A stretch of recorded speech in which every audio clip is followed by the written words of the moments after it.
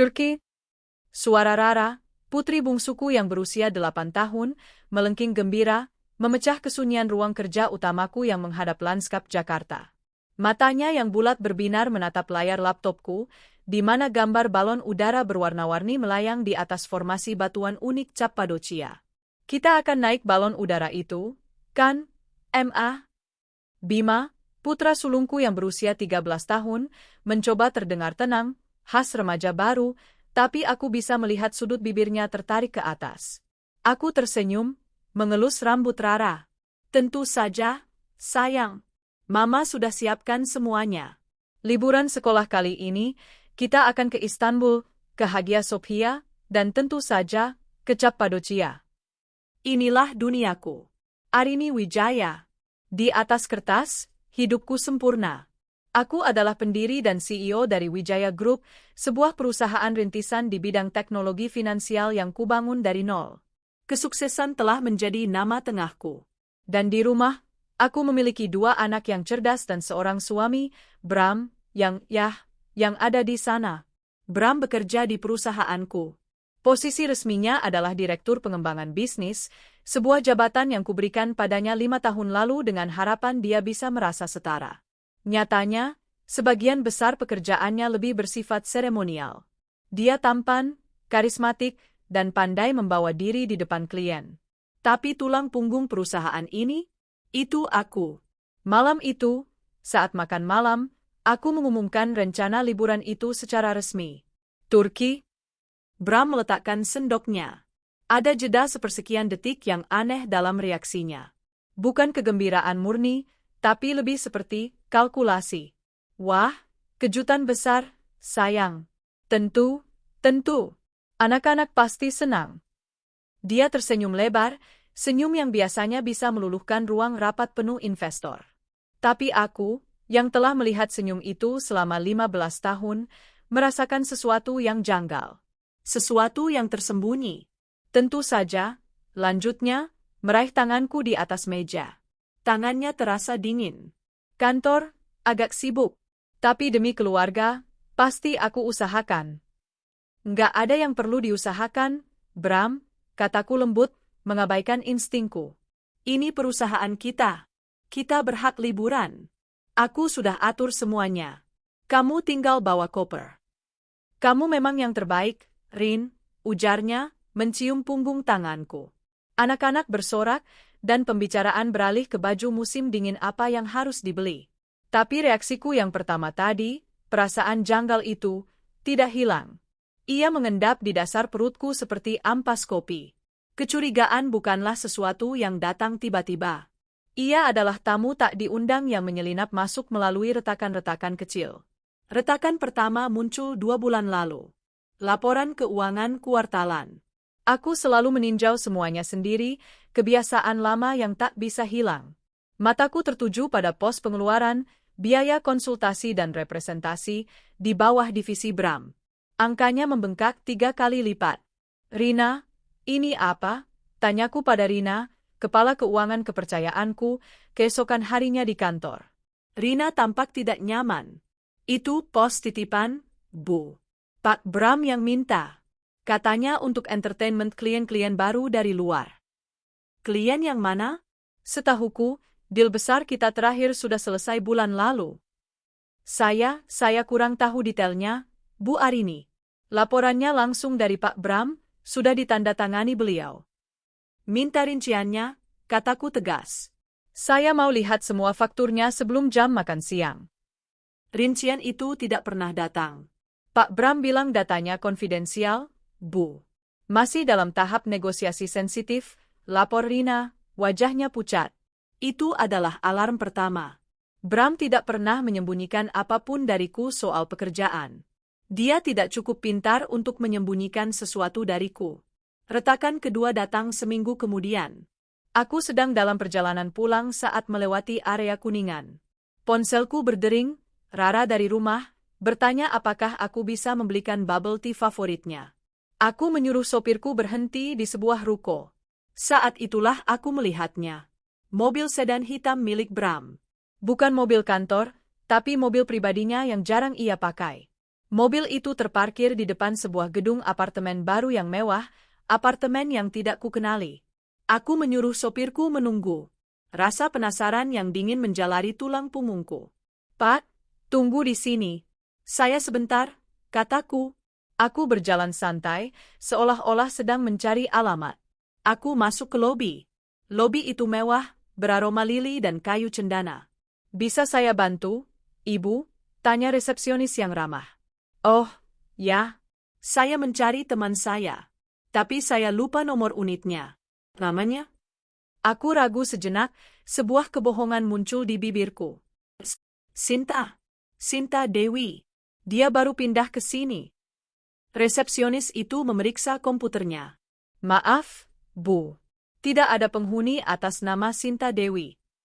"Oh, mungkin suaminya. Bramantio?" Jari-jarinya menari di atas keyboard. "Bramantio? Ya, ada. Bapak Bramantio di unit 2701. Atas nama beliau sendiri." Napasku tercekat. Unit 2701. Lantai 27. Penthouse?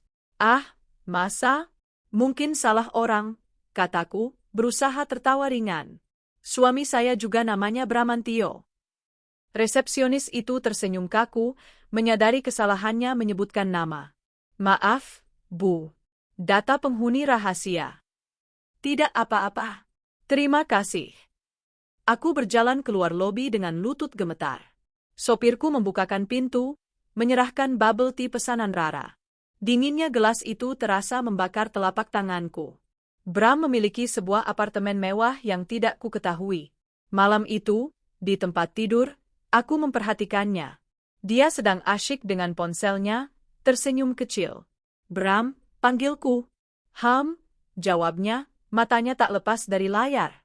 "Kamu kelihatan capek banget akhir-akhir ini. Banyak kerjaan di kantor." "Oh, ya, begitulah," katanya santai. "Proyek baru ini menyita pikiran. Kamu nggak perlu khawatir. Semuanya aman."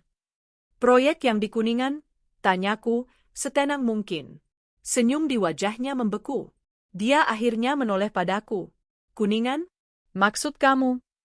"Tadi aku lihat mobil kamu di apartemen Azur. Itu proyek baru kamu." Topengnya terpasang dengan cepat. Dia tertawa, sedikit terlalu keras. "Oh, itu. Astaga, kamu sampai ke sana. Itu apartemen klien, sayang. Klien besar. Aku lagi lobi dia buat investasi di putaran dana kita berikutnya. Makanya aku pakai mobil pribadi, biar nggak terlalu mencolok pakai mobil kantor." Dia mencondongkan tubuh, mencium keningku. "Kamu ini, detektif banget. Udah, jangan dipikirin. Pikirin aja Turki. Pemandangannya pasti luar biasa." Dia berbalik memunggungiku, dan dalam hitungan menit, aku mendengar dengkuran halusnya. Dia pembohong yang payah. Dan aku, selama ini, adalah penonton yang terlalu bodoh.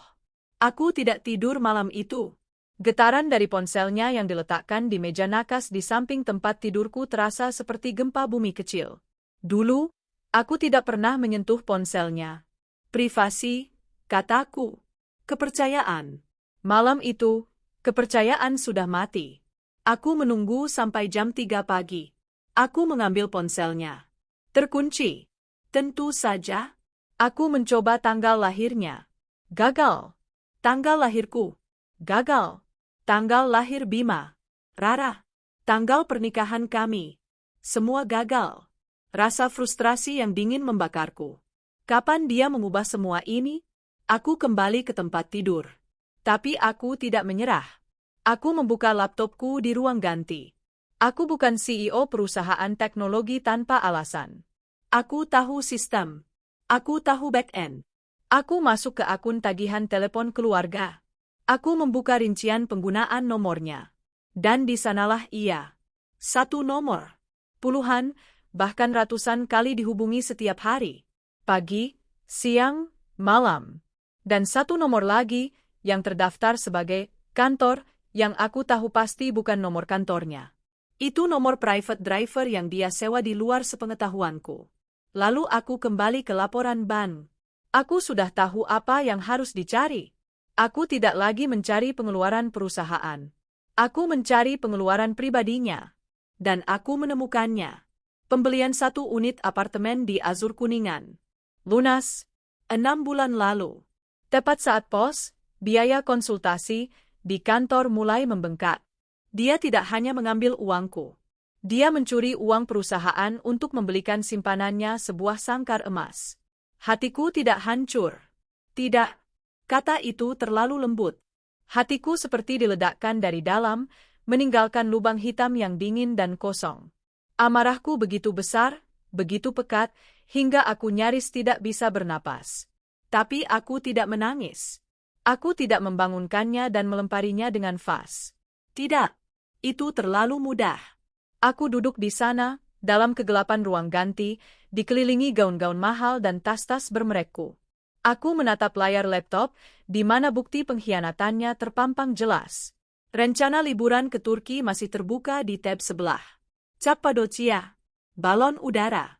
Aku tertawa. Tawa yang pelan dan kering, tanpa humor sama sekali. Perlahan, sebuah rencana baru mulai terbentuk di benakku.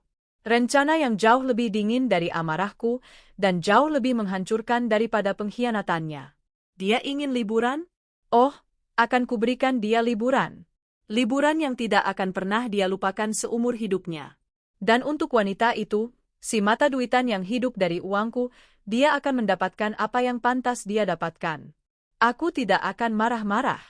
Aku akan membalasnya dengan cara yang elegan. Tapi kehancuran yang kusiapkan akan sedalam palung di lautan. Keesokan paginya, aku bangun sebelum matahari terbit. Bram masih tertidur lelap di sampingku, dengkurannya yang dulu menenangkanku kini terdengar seperti gergaji yang merobek-robek sisa kewarasanku. Aku tidak tidur sedetik pun. Lubang hitam di dadaku telah mengeras menjadi inti es yang dingin dan tajam. Aku mandi, mengenakan pakaian olahragaku, dan turun ke ruang gym pribadi kami. Tapi aku tidak berolahraga. Aku duduk di depan treadmill yang mati, dan aku menelepon 1 nomor dari burner phone yang selalu kusimpan untuk keadaan darurat perusahaan. Dharma, kataku pelan. Suaraku serak. Pagi, Bu Arini, suara di seberang terdengar waspada. Dharma adalah mantan kepala keamanan siber di perusahaanku, sebelum dia pensiun dini untuk membuka firma investigasi swasta. Dia adalah orang terbaik. Dia berutang loyalitas padaku. Aku punya pekerjaan untukmu. Sangat rahasia. Di luar buku, bayaran tunai. Saya mengerti, Bu. Apa yang Anda butuhkan? Sebuah nama, sebuah wajah, dan semua yang bisa kamu temukan. Aku akan mengirimimu 1 nomor telepon dan 1 alamat unit apartemen.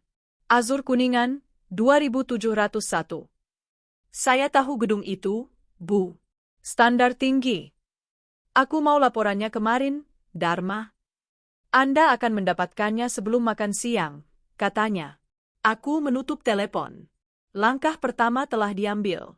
Aku kembali ke kamar, membuat sarapan untuk anak-anak seperti biasa. Aku mengantar Bima dan Rara ke sekolah, mencium kening mereka, dan berjanji bahwa liburan ke Turki akan menjadi liburan terbaik mereka. Senyum di wajah mereka adalah satu-satunya hal yang menahanku untuk tidak hancur berantakan. Kamu kelihatan pucat, Rin, kata Bram saat aku kembali. Dia sedang mengikat dasinya, dasi sutra mahal yang kubelikan untuknya di Milan. Hanya memikirkan logistik liburan. Banyak yang harus diurus, balasku, suaraku datar. Serahkan saja pada asistenmu, sayang, katanya, menepuk bahuku. Kamu terlalu banyak bekerja. Aku menatap matanya. Kosong. Dia tidak melihatku. Dia melihat boneka yang membiayai hidupnya. Mungkin kamu benar, kataku. Pukul 11.45, sebuah email terenkripsi masuk ke laptop pribadiku. Subjeknya, hasil panen. Aku mengunci pintu ruang kerjaku. Aku membukanya. Laporan Dharma efisien, brutal, dan lengkap. Nama, Bella Anindita. Usia, 26 tahun. Pekerjaan, model, dan selebgram. Status, tidak menikah. Lalu ada foto-fotonya. Puluhan foto.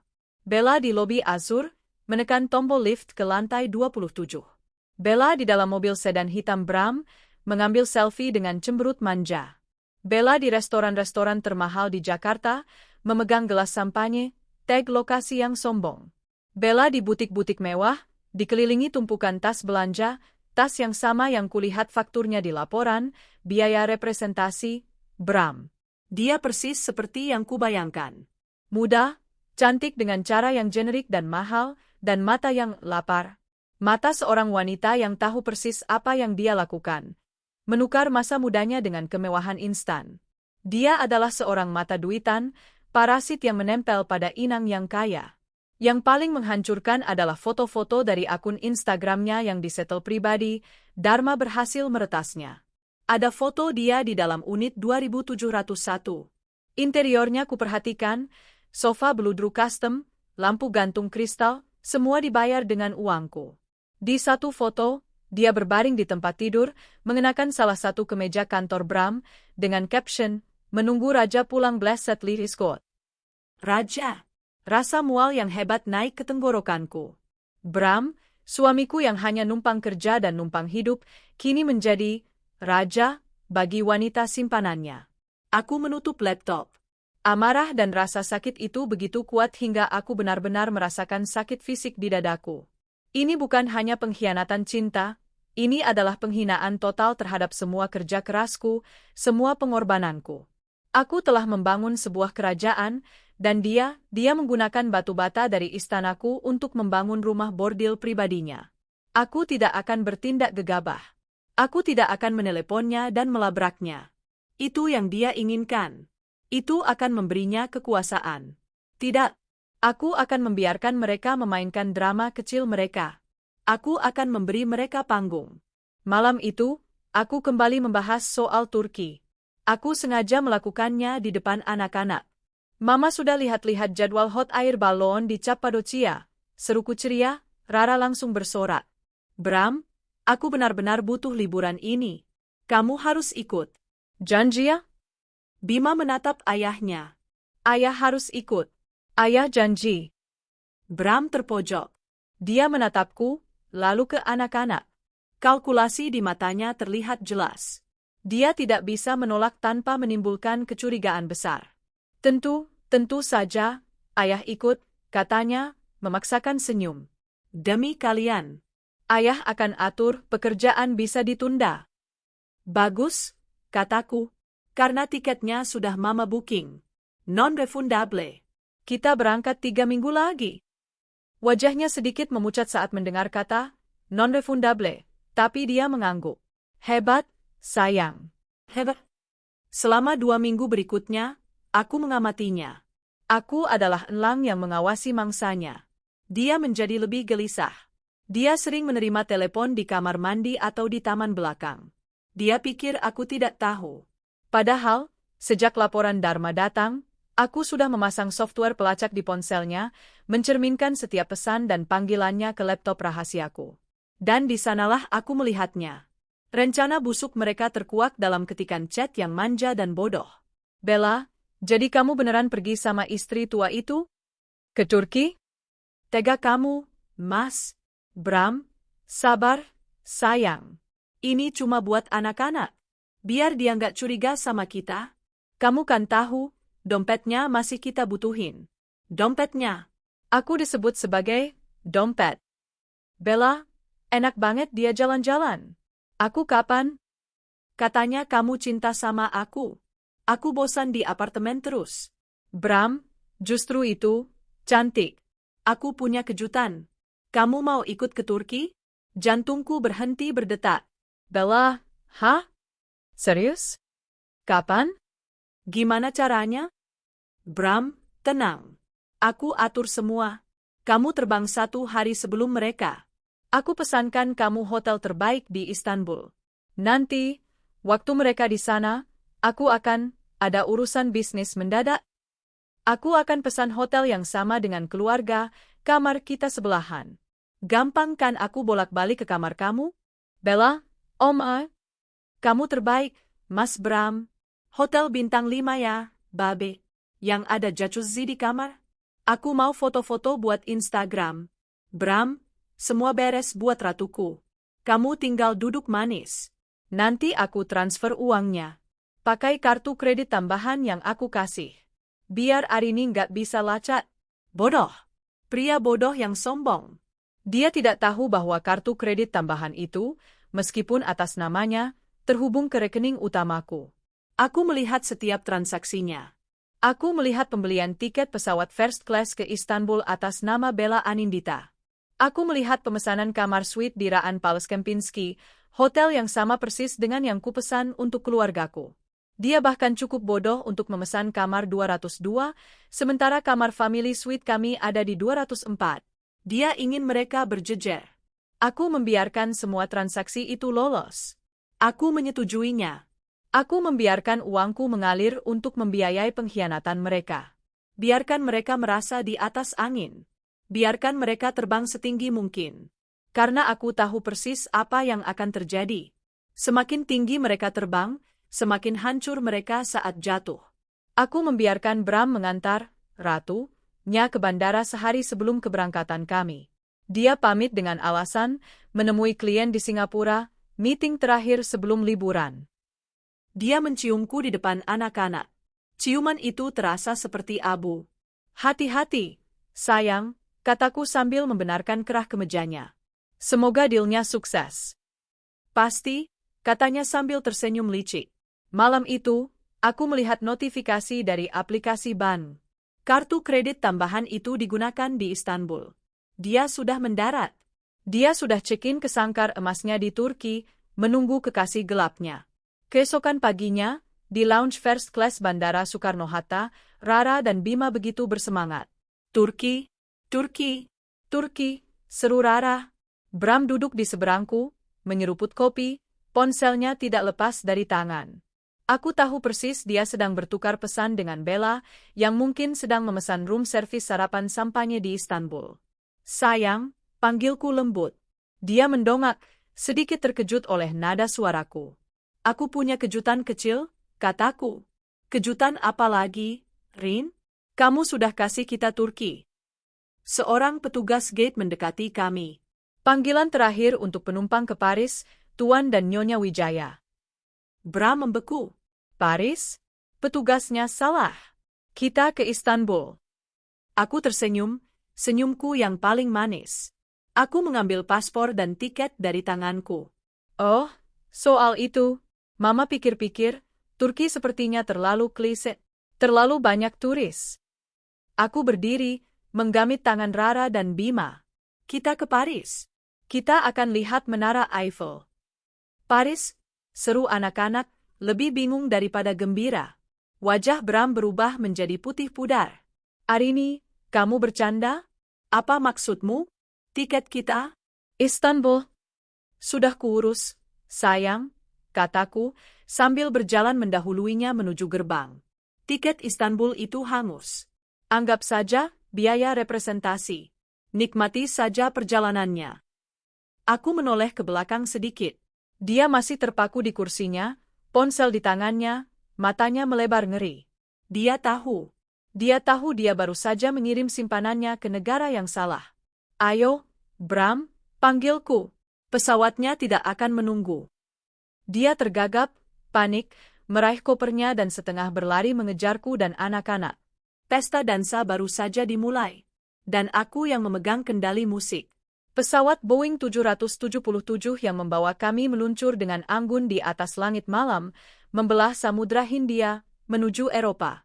Di kabin first class yang sunyi, suasana yang seharusnya penuh kemewahan dan kegembiraan terasa terbelah menjadi 3 zona emosi yang berbeda. Di zona 1, ada Rara dan Bima. Mereka tertidur pulas setelah menikmati hidangan penutup yang lezat dan menonton film yang tak terhitung jumlahnya. Wajah polos mereka, damai dalam tidur, adalah satu-satunya alasanku untuk melanjutkan drama kejam ini. Mereka pantas mendapatkan liburan yang luar biasa, tidak peduli apa yang terjadi pada pernikahan orang tua mereka. Di zona 2, duduk diam di samping jendela, adalah Arini. Aku memesan sampanye, bukan untuk diminum, tetapi untuk membasahi bibirku. Aku mengenakan selimut kasmir mahal, bersandar, dan menikmati perasaan dingin yang merayapi diriku. Aku tenang. Terlalu tenang, mungkin. Ini adalah ketenangan seorang jenderal yang baru saja mengeluarkan perintah serangan dan kini hanya menunggu laporan jatuhnya benteng musuh. Dan di zona 3, di seberangku, ada Bram. Wajahnya adalah peta yang dipenuhi garis panik. Dia berusaha keras mempertahankan fasadnya di depan anak-anak yang tertidur, tetapi matanya terus-menerus melirik ponselnya. Dia berganti posisi duduk setiap 10 menit.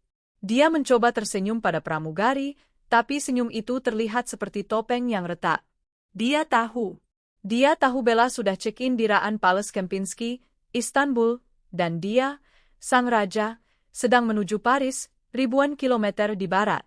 Sepanjang 2 jam pertama penerbangan, dia mengirim lusinan pesan kepada Bella, yang kulihat terkirim langsung ke layar laptop rahasiaku.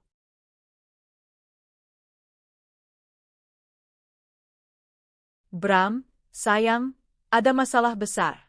Istriku gila. Dia mengubah tujuan kita ke Paris di menit terakhir. Kamu harus segera keluar dari hotel. Bram, Bella, angkat telepon. Aku panik. Bella, terkirim beberapa jam yang lalu, sebelum Bram sadar enak banget. Babe, kamarnya gede banget. Aku mau ke spa sekarang. Transfer dong buat beli bikini baru, aku nggak bawa yang buat kolam renang indoor.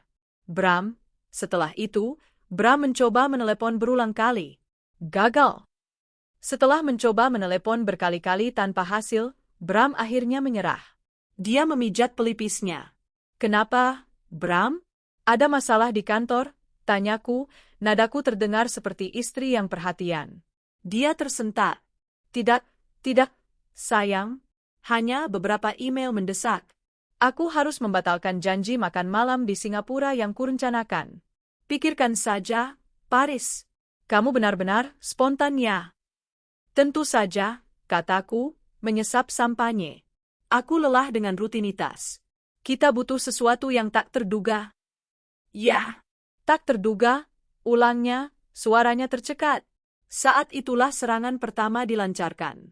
Aku membuka aplikasi perbankan eksklusifku di ponselku. Aplikasi yang hanya bisa diakses oleh CEO dengan otorisasi 1 pintu. Di tanganku, aku memegang kendali penuh atas kekaisaran finansial kami. Aku mulai dengan kartu kredit tambahan yang kuberikan padanya, yang ia berikan pada Bella.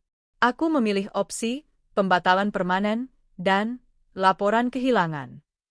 Dalam hitungan detik, kartu yang menopang gaya hidup foya-foya Bella di Istanbul telah mati. Lalu, giliran Bram sendiri. Dia memiliki kartu ATM dan kartu kredit utama yang terhubung ke rekening bersama, rekening yang mayoritas dananya adalah uangku. Aku masuk ke bagian pengaturan limit dan mengubah batas penarikan tunai menjadi 0. Batas transaksi kartu juga 0. Status kartu? Diblokir sementara. Aku tidak memblokir rekeningnya, itu terlalu jelas. Aku hanya memblokir alat untuk mengakses rekening itu. Secara teknis, uang itu masih ada. Tapi dia tidak bisa menyentuhnya. Terakhir, aku masuk ke sistem perusahaan. Bram memiliki kartu korporat sebagai direktur. Aku mengirim pesan singkat terenkripsi ke Rina, kepala keuangan yang setia. Arini, Rina, karena liburan mendadak ke Paris, aku butuh kartu korporat Bram di Freze efektif saat ini juga. Alasannya, audit pengeluaran kuartalan yang tertunda. Segera kirim notifikasi resmi ke emailnya. Rina membalas dalam waktu 30 detik. Siap, Bu Arini. Sudah dieksekusi. Kini, Bram Wijaya, Direktur Pengembangan Bisnis Wijaya Group, suami kaya raya, sedang terbang melintasi benua dengan paspor dan pakaian di kopernya, tetapi tanpa sepeser pun akses ke kekayaannya. Dia tidak tahu. Belum. Dia mengambil ponselnya lagi, mencari aplikasi pemesanan maskapai. Dia harus mengeluarkan Bella dari Istanbul. Rin, aku baru ingat, katanya, mencoba terdengar santai. Aku harus cepat-cepat membatalkan beberapa janji di Jakarta untuk minggu depan. Bisakah aku pinjam kartumu sebentar? Ponselku agak hang. Aku tersenyum, menyerahkan dompet kulitku yang mewah. Tentu, sayang. Pakai saja. Dia mengambil kartu kredit pribadiku, bergeser sedikit menjauh, dan mulai mengetik di ponselnya. Aku melihatnya dari balik mataku. Dia mencari penerbangan termurah dan tercepat dari Istanbul ke Jakarta atau mungkin ke Paris. Dia mencoba memasukkan nomor kartu. Gagal. Dia mencoba lagi. Dia berpikir salah ketik. Gagal lagi. Dia mencoba kartu yang berbeda, kartu yang ia gunakan untuk membelikan Bella apartemen, kartu korporat yang baru saja kublokir. Notifikasi dari bank muncul di layar ponselnya, transaksi ditolak. Hubungi bank Anda. Wajahnya mulai berkeringat dingin. Dia menoleh ke belakang, seperti mencari tahu apakah ada yang melihat. Dia mencoba kartu ATM utama. Saldo tidak mencukupi untuk transaksi ini. Padahal saldonya jutaan dolar. Sial, desisnya pelan, sangat pelan, tapi aku mendengarnya. Dia menoleh padaku, ekspresinya antara bingung, marah, dan takut. Dia tahu aku sedang melihatnya. Rin, katanya, suaranya rendah dan terkontrol. Kartumu kenapa tidak bisa digunakan? Semua kartuku juga. Ada masalah dengan ban. Oh, ya, kataku, pura-pura terkejut. Aneh sekali. Mungkin karena kita di udara? Atau mungkin limit kartumu sudah kubatasi. Bukankah kamu sering bilang aku terlalu boros? Aku sedang belajar hemat, sayang. Dia menatapku, matanya mencari celah kebohongan. Dia tidak menemukannya. Wajahku benar-benar ramah dan polos. Tapi tiket Bella.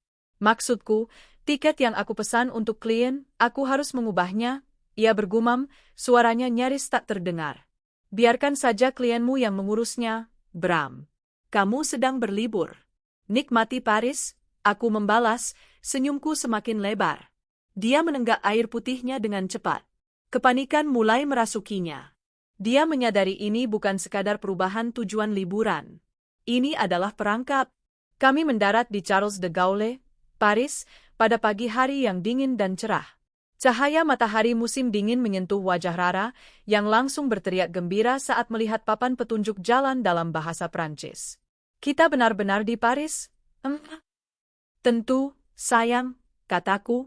Aku sudah memesan mobil mewah untuk menjemput kami, bukan lagi mobil sewaan seperti yang direncanakan Bram di Turki. Kami dijemput dengan Mercedes-Benz S-Class yang mewah. Bram, yang kini menjadi pengangguran tunai, hanya bisa membisu di kursi belakang. Di mobil, Bram mendapat kesempatan lain untuk menghubungi Bella. Panggilan itu tersambung. Sayang, ya Tuhan, Mas, kamu kemana? Suara Bella terdengar histeris dari speaker ponsel Bram yang ia setel rendah-rendah. Aku di Paris, Bella. Paris. Arini mengganti tujuan. Dengar, kamu harus segera keluar dari hotel itu, check out sekarang juga. Kamu harus pulang. Bram berbisik tegang. Pulang? Gimana caranya? Aku coba check out barusan, Mas. Aku mau pesan tiket pesawat, tapi kartu yang kamu kasih kenapa nggak bisa dipakai? Semua transaksiku ditolak. Aku mau bayar spa kemarin saja ditolak. Aku nggak punya uang tunai, Mas. Hotelnya mau tagih deposit kamar. Mata Bram melebar, melirikku sekilas. Dia mencoba tersenyum kepada Bima yang sedang asyik bermain game di sebelahnya. Aku nggak tahu, sayang. Mungkin error ban karena transaksi luar negeri. Coba lagi. Aku akan segera transfer uangku dari rekening lain. Dia menutup telepon dan meraih ranselnya, mengeluarkan laptop kerjanya. Dia mencoba masuk ke akun bank dan melakukan transfer dana darurat dari rekening gajinya yang kecil, rekening yang hanya berisi gajinya sebagai direktur, yang aku transfer sebagai formalitas. Transfer gagal. Permintaan otorisasi ditolak. Saat itulah Bram menatapku, kepanikan di matanya berubah menjadi teror murni. Dia menyadari bahwa dia tidak hanya kehilangan kendali atas liburannya, tetapi juga atas kehidupannya sendiri. Arini, katanya, berbisik. Apa yang kamu lakukan? Aku hanya mengambil kembali apa yang menjadi milikku, Bram, jawabku, tanpa berbisik. Aku tidak lagi peduli pada anak-anak yang mungkin mendengarnya. Ini adalah Paris, dan ini adalah waktu yang tepat untuk mengungkapkan kebenaran yang dingin. Kamu pikir aku bodoh? Aku tahu tentang Bella. Aku tahu tentang apartemen di Kuningan. Aku tahu tentang setiap rupiah perusahaan yang kamu curi untuk membiayai parasit matre itu. Bram terperangah. Dia seperti ikan yang terperangkap, tidak bisa bernapas. Semua kepura-puraannya runtuh. Kau mengawasiku? Aku membangun perusahaan ini, Bram. Aku membangunmu. Tentu saja aku mengawasimu. Dan sekarang, kataku, mengalihkan pandangan ke Menara Eiffel yang mulai terlihat dari kejauhan, nikmati perjalanan ke hotel. Karena saat kita tiba, segalanya akan berubah dari buruk menjadi neraka bagimu dan kekasih gilamu. Aku memanggil pengawal pribadi yang sudah kuatur untuk bertemu kami. Aku tidak lagi membutuhkan pengkhianat di kursi belakang. Aku membutuhkan pengeksekusi. Aku tersenyum puas. Babak pertama kehancurannya telah selesai. Bella terperangkap di Istanbul, dan Bram terperangkap di Paris, keduanya tanpa uang, tanpa kekuasaan, dan tanpa jalan pulang yang mudah. Liburan dimulai sekarang. Setibanya kami di Bandara Charles de Gaulle, Paris terasa seperti panggung opera yang dramatis. Cahaya mentari pagi yang keemasan menyapu wajah kota. Namun, bagi Bram, itu adalah cahaya yang menyoroti kepanikannya. Saat mobil Mercedes S-Class yang mewah meluncur menuju Avenue George V, aku menepuk pundak sopirku, yang kebetulan adalah pengawal kepercayaanku yang menyamar sebagai sopir liburan. Namanya Dani. Tinggi, tegap, dan profesional. Dani, di pemberhentian berikutnya, kamu dan tim di Jakarta bisa mulai, kataku, nadaku bisnis, dingin, dan tidak mengizinkan pertanyaan. Bram, yang duduk di sampingku, mendengar instruksi itu. Dia tidak berani bertanya apa-apa di depan anak-anak. Dia hanya menatapku dengan mata yang memohon penjelasan, mata seorang pria yang menyadari bahwa semua kartu telah ditarik darinya. Kami tiba di Le Bristol Paris, salah satu hotel paling eksklusif di kota itu. Aku telah memesan presidential suite dengan pemandangan langsung ke taman dalam yang indah. Rara dan Bima menjerit kegirangan. Mereka berlarian di dalam kamar, mengagumi perabotan antik dan kamar mandi marmer yang luas. Sementara anak-anak sibuk dengan permen selamat datang, aku memanggil Bram ke balkon. Katakan padaku, desisnya, suaranya dipenuhi amarah yang tertekan. Apa maumu? Kartu-kartu itu, kenapa semuanya diblokir? Ini memalukan, Arini. Aku tidak bisa menelepon Bella. Dia tidak bisa membayar hotelnya di Istanbul. Aku menyilangkan tanganku di dada, menikmati pemandangan kota di bawah. Oh, dia tidak bisa membayar? Kasihan sekali. Wanita yang sangat mencintai uangmu, tapi tak bisa membayar biaya spa? Sungguh ironi. Ini bukan soal spa. Ini soal aku tidak bisa membelikannya tiket pulang. Dia bisa ditahan. Ini uang kita. Bram mulai meninggikan suaranya. Uang kita, aku mendengus. Tawa dingin keluar dari tenggorokanku. Jangan pernah berani mengatakan, uang kita, Bram. Kamu adalah direktur pengembangan bisnis di perusahaan yang kubangun. Gaji bulananmu hanyalah 0,5% dari aset pribadiku. Kamu numpang kerja, Bram. Kamu numpang hidup. Semua yang kamu miliki, termasuk mobil, jam tangan, dan ya, bahkan gajimu, berutang budi pada nama Wijaya.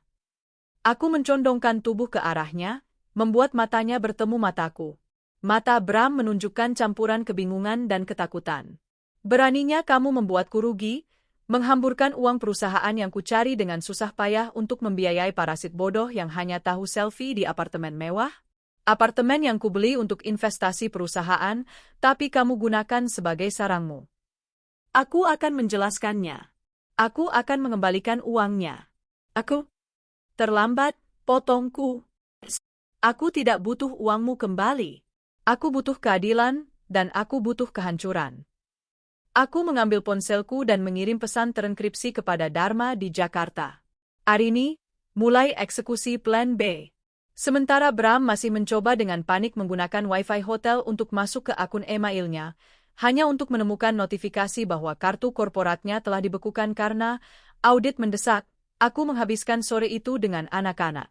Kami mengunjungi Menara Eiffel, mengambil foto-foto yang ceria, dan makan trepes di pinggir jalan. Aku sengaja melakukan segala sesuatu dengan kartu kredit pribadiku yang berkilauan. Membeli souvenir, membayar makan siang seharga ratusan euro, memesan tiket tur pribadi. Semua di depan Bram. Dia adalah bayangan hitam yang mengikuti kami, terbungkus dalam jas mahalnya, yang kini terasa seperti seragam narapidana. Dia tidak punya uang untuk membeli sebotol air. Rara, yang polos, bahkan menawarkan Bram uang jajannya. Ayah, pakai uang Rara saja. Ayah kenapa nggak beli minum? Wajah Bram memerah karena malu. Tidak, sayang. Ayah sedang diet air, jawabnya. Aku berbalik dan tersenyum pada Bram, senyum predator. Itu adalah pemandangan paling memuaskan yang pernah kulihat. Malam harinya, setelah anak-anak tidur di kamar suite mereka yang terpisah, aku duduk di ruang tamu dengan segelas anggur bordeaux terbaik. Bram duduk jauh dariku, di sofa seberang, menggumamkan doa-doa kepada ponselnya. Pukul 21, ponselku berdering. Panggilan video terenkripsi dari Dani. Laporkan, kataku, tanpa basa-basi.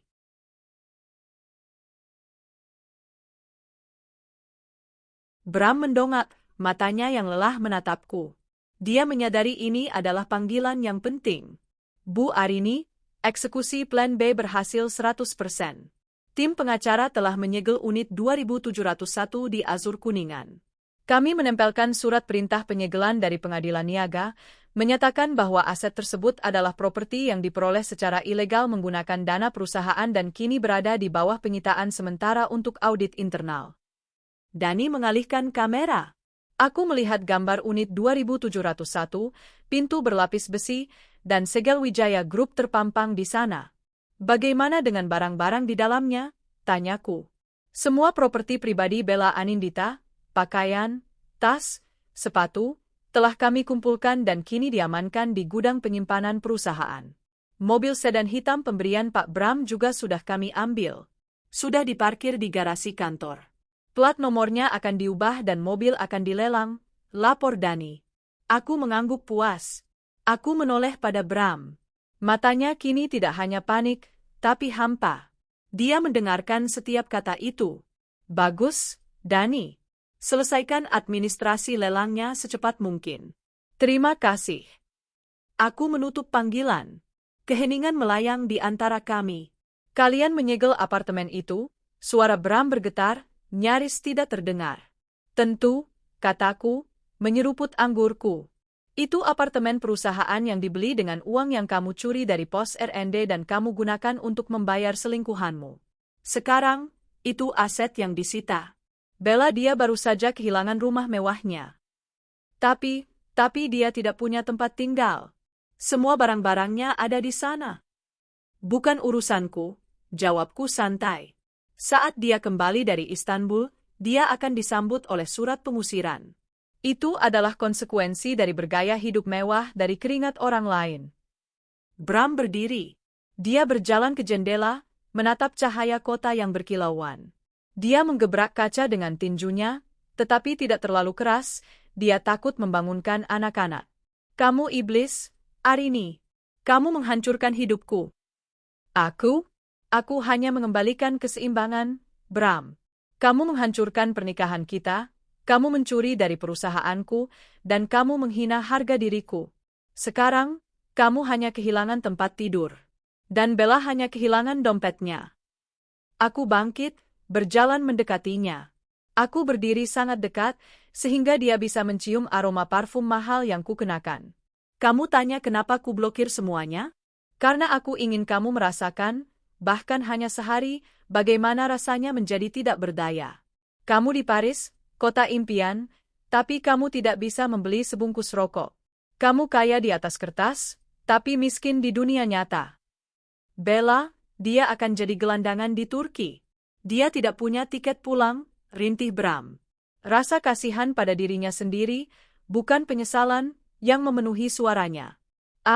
Itu dia bagian yang paling menarik, kataku, tersenyum jahat. Dia terdampar di Istanbul, sendirian, tanpa uang, terancam ditagih hotel bintang 5 yang hanya akan menerima uang tunai darinya. Dan kamu, kekasihnya, hanya bisa melihat menara Eiffel dan menangis. Itu yang pantas kamu dapatkan. Aku kembali ke sofaku. Besok, kita akan ke Louvre. Pastikan kamu terlihat bahagia di depan anak-anak. Karena liburan ini adalah tentang anak-anak. Bukan tentang kamu. Kamu adalah bayangan yang tak berarti. Aku mengambil kembali kendali atas laptopku.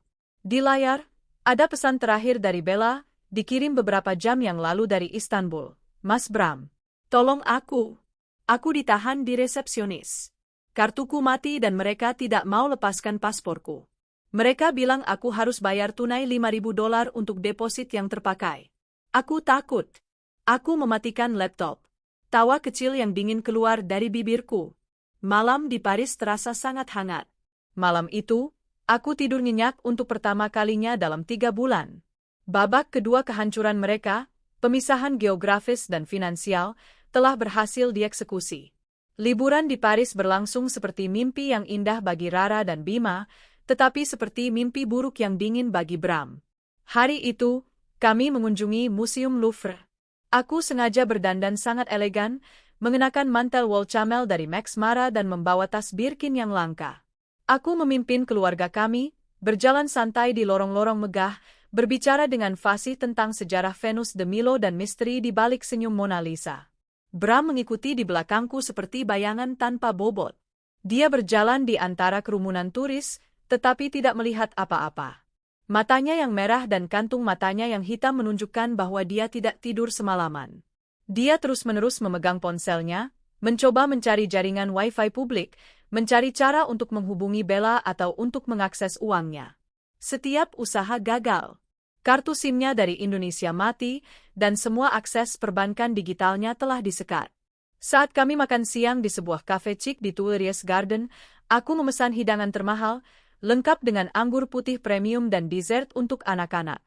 Aku membayar menggunakan kartu kredit yang sama yang kuberikan pada Bram saat di pesawat, kartu yang kini dia tahu sepenuhnya di luar jangkauannya. Mama, ini enak sekali, seru Rara, wajahnya belepotan coklat mousse.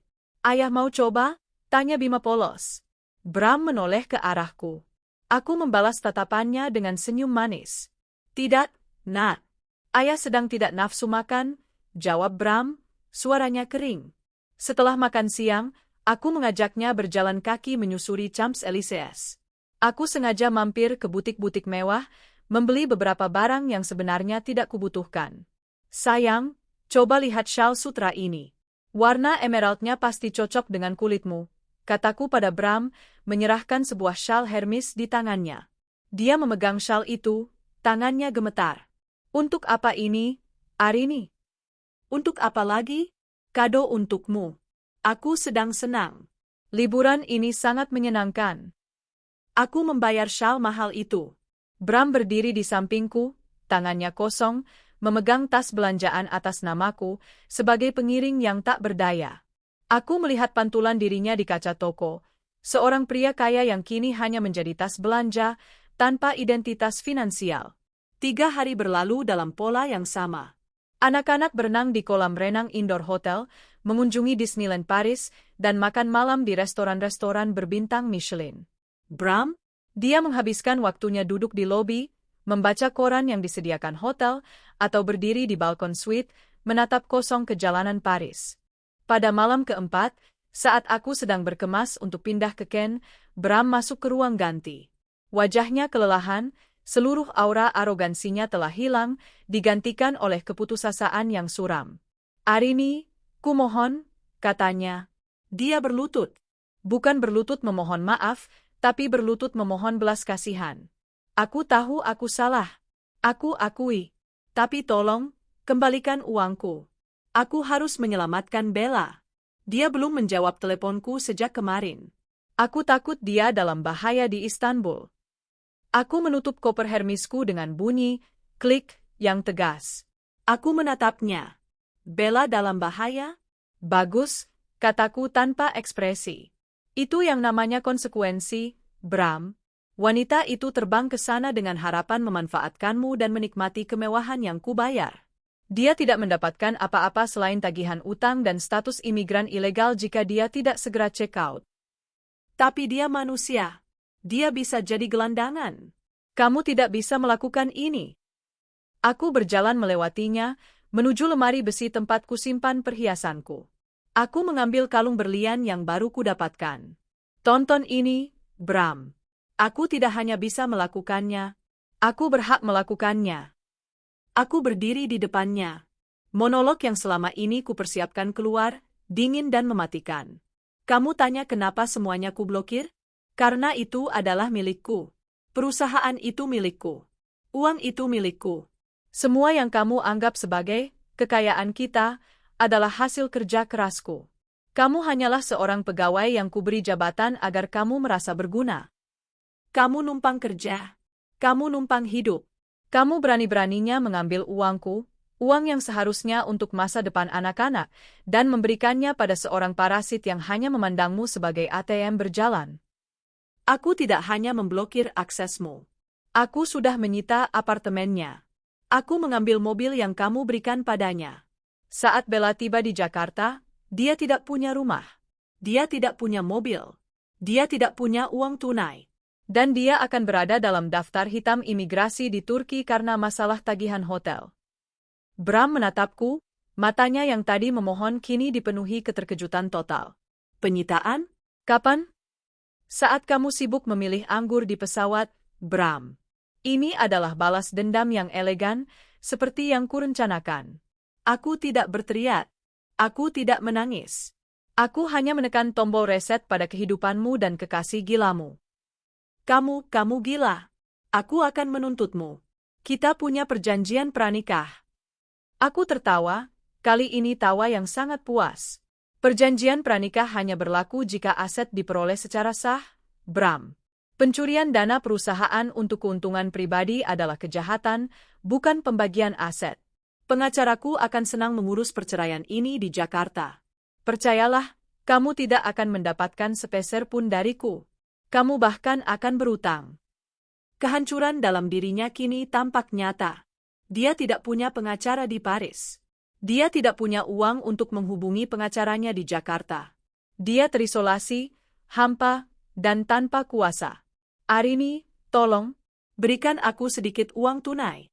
Aku janji aku akan kembali ke Jakarta, dan aku akan mengurusnya. Aku janji aku akan meninggalkan Bella. Menjijikkan, kataku. Kamu tidak menyesali pengkhianatanmu, kamu menyesali kehilangan uangku.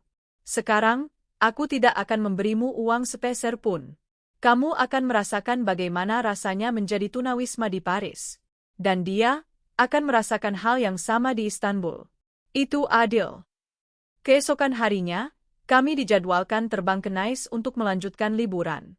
Bram duduk di sofa, tidak berbicara. Dia sudah menyerah. Kekuatan mentalnya benar-benar habis. Saat aku sibuk mengurus anak-anak, ponsel Bram, yang masih bisa menerima Wi-Fi tapi tidak bisa menelepon atau bertransaksi, berdering notifikasi. Sebuah pesan masuk. Dari nomor asing. Aku melihatnya.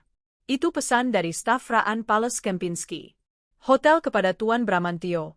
Kami menyesal memberitahukan bahwa Nona Bella Anindita, yang terdaftar sebagai tamu Anda, telah meninggalkan hotel tanpa menyelesaikan tagihan penuh sebesar $8.500 USD, termasuk denda kerusakan kamar dan biaya deposit yang gagal ditarik. Paspornya telah kami serahkan ke otoritas lokal. Dia dilaporkan menghilang sekitar pukul 3 pagi. Kami akan melanjutkan tuntutan kriminal. Bram membaca pesan itu. Dan untuk pertama kalinya, air mata mengalir di wajahnya. Bukan air mata penyesalan untukku, tapi air mata ketakutan dan kehancuran. Bella, ratunya, kini menjadi buronan di Istanbul, tanpa uang, tanpa paspor, dan tanpa rumah di Jakarta. Aku membiarkan dia menenggelamkan diri dalam horor itu. Aku tersenyum pada diriku sendiri. Liburan ini jauh lebih baik dari yang kurencanakan. Pagi itu, suasana di Presidential Suite Le Bristol terasa asing. Arini, Rara, dan Bima berada dalam suasana hati yang ceria. Aku membiarkan Rara memilih pakaiannya sendiri untuk penerbangan singkat ke Nice, gaun velvet berwarna navy, sementara Bima sibuk mengemas koleksi kartu gamenya. Kami bergerak dengan efisiensi yang ringan, bersemangat untuk melihat pantai-pantai Cote d'Azur. Bram? Dia duduk di kursi berlengan di sudut ruangan, tubuhnya lemas seperti boneka yang talinya diputus. Dia mengenakan kemeja yang sama dengan yang ia pakai kemarin, kusut, dan wajahnya dipenuhi sisa-sisa malam tanpa tidur. Dia sudah tidak peduli dengan penampilannya. Kemewahan Paris tidak lagi bisa menyamarkan statusnya, seorang pria terdampar. Aku mendapati diriku memandang Bram dengan rasa jijik yang tulus, bukan lagi kebencian yang membakar. Kebencian membutuhkan energi. Rasa jijik hanya membutuhkan penolakan. Ayah tidak ikut sarapan? Tanya Rara, polos, sambil mengunyah kroasang dengan selai. Ayah tidak enak badan, sayang, jawabku cepat, tanpa melirik Bram. Mungkin dia butuh istirahat total. Kita biarkan ayah tidur di pesawat, ya. Rara mengangguk, menerima penjelasan itu. Saat waktunya tiba untuk check-out, aku memanggil resepsionis. Tolong siapkan mobil untuk ibu dan 2 anak ke bandara, kataku. Dan, tolong biarkan Tuan Bramantio menikmati kamarnya sampai sore. Dia mungkin membutuhkan waktu ekstra untuk berkemas. Resepsionis mengangguk, mencatat tanpa ekspresi. Kami berjalan keluar dari suite. Anak-anak berlarian di depan, membawa boneka dan mainan baru mereka. Aku berjalan di depan Bram, tanpa menoleh. Dia menyeret langkahnya, kopernya terasa berat, bukan karena isinya, tapi karena kesadaran bahwa koper itu kini adalah satu-satunya harta yang bisa ia sentuh.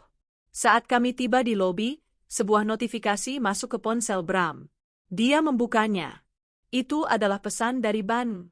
Notifikasi, batas waktu pembayaran biaya penarikan pinjaman tertunggak Anda telah berakhir. Aset jaminan, rumah di kawasan Pondok Indah, akan segera diproses untuk lelang. Rumah Pondok Indah adalah rumah yang kami tinggali, yang kubeli atas namaku dan dia, sebagai investasi keluarga. Tapi aku telah mengikatnya dengan pinjaman.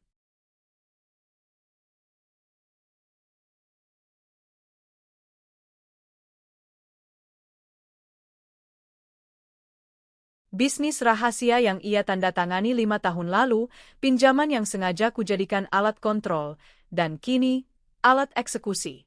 Bram tersentak, air matanya yang kering kembali mengalir. Arini? Anak-anak tinggal di sana. Aku akhirnya berhenti, tepat di depan pintu putar hotel. Aku menoleh. Di belakangnya, pintu Presidential Suite kini tertutup, mengunci dirinya dari kemewahan palsu. Rumah itu tidak akan dilelang, Bram, kataku, suaraku rendah. Aku akan membelinya kembali dari perusahaan pinjaman itu. Aku hanya ingin kamu tahu bahwa secara hukum, kamu sudah tidak memiliki apa-apa. Rumah itu, seperti segalanya, akan kembali menjadi milikku seutuhnya. Kamu adalah tamu. Aku menyerahkan 2 lembar euro 50 kepadanya. Uang tunai. Ini, kataku, 100 euro. Untuk membeli kopi dan baget sampai pesawatmu berikutnya. Aku sudah membelikanmu tiket pesawat ke Jakarta. Malam ini, penerbangan ekonomi. Kamu akan mendapatkan detail etiketnya di meja resepsionis setelah jam 3 sore. Kamu punya waktu sampai jam 3 untuk menikmati Paris. Setelah itu, kamu keluar dari hotel ini, atau resepsionis akan memanggil security. Bram menatap uang itu, lalu menatap tanganku. Kau meninggalkanku? Aku tidak meninggalkanmu, kataku, sambil membenarkan sarung tangan kulitku. Aku memberimu pilihan, naik pesawat pulang malam ini dan menghadapi kehancuranmu di Jakarta, atau menjadi gelandangan di Paris. Pilihan ada di tanganmu. Tapi aku akan ke Nice. Aku mencium kening Rara dan Bima yang sudah menunggu di mobil. Ayo, sayang. Kita akan melihat lautan biru yang indah, kataku. Mobil itu meluncur pergi, meninggalkan Bram yang berdiri sendirian di trotoar Avenue George V, memegang 100 euro, di tengah kerumunan turis kaya yang berjalan cepat. Paris, kota cahaya, telah berubah menjadi penjara kaca untuknya. Penerbangan ke Nice terasa jauh lebih damai. Anak-anak sibuk dengan game di tablet mereka. Aku memandang keluar jendela, memikirkan Bram. Aku tahu, secara emosional, dia sudah hancur. Tapi kehancuran yang total belum sempurna. Saat kami tiba di Nice, aku menghubungi Dharma lagi. Dharma, bagaimana situasi di Jakarta? Ada upaya kontak dari Bram? Tidak, Bu Arini. Ponselnya mati sejak ia naik pesawat. Tapi ada perkembangan besar dari pihak Bella. Menarik. Lanjutkan. Tim kami di Istanbul telah mengonfirmasi bahwa Bella Anindita berhasil melarikan diri dari hotel. Namun, paspornya ditahan. Dia sempat menelepon Kedutaan Besar Republik Indonesia, KBRI, di Ankara, mengaku sebagai korban pencurian, dan meminta bantuan untuk dokumen perjalanan darurat. Dan KBRI Mereka profesional. Mereka bertanya apakah dia memiliki uang untuk biaya dokumen dan penerbangan kembali. Dia bilang tidak. Dia bilang kartu kreditnya macet. KBRI menolaknya. Mereka hanya bisa memberinya tempat berlindung sementara di penampungan jika dia memenuhi persyaratan status tunawisma yang sah, tetapi tidak ada tiket pulang gratis. Aku tersenyum puas. Bella, si social climber, kini harus memutuskan apakah dia mau tidur di penampungan KBRI yang sederhana di Ankara atau menjadi gelandangan di jalanan Istanbul, tempat dia bisa mencari kekayaan baru. Dia memilih opsi kedua, Bu, kata Dharma. Kami mendapatkan laporan dari sumber yang terpercaya. Dia terlihat di daerah Taksim, mencoba mencari pekerjaan serabutan di kafe dan tidur di taman. Dia sudah menjadi gembel, Bu. Hanya dalam 3 hari. Dan dia tidak bisa menghubungi Bram. Tidak. Dia tidak punya uang untuk membeli pulsa, dan dia takut menggunakan wifi publik terlalu lama. Dia terisolasi sepenuhnya. Dia mengira Bram sedang berlibur mewah di Istanbul tanpa dia. Dia merasa dikhianati oleh Bram juga. Bagus, kataku. Biarkan mereka menderita dalam isolasi yang sempurna. Nice adalah antitesis dari drama Paris. Kami menyewa villa di tepi laut dengan pemandangan Mediterania yang mempesona. Anak-anak bermain di pantai, meskipun airnya terlalu dingin. Aku mengambil waktu sejenak untuk menelepon Rina, kepala keuangan. Rina, kirimkan surat penangguhan Bram sebagai direktur pengembangan bisnis. Alasan, cuti panjang tanpa batas waktu, segera berlaku. Dan Rina, aku mengambil alih semua tanggung jawabnya. Mulai sekarang, semua laporan keuangan akan langsung ke mejaku.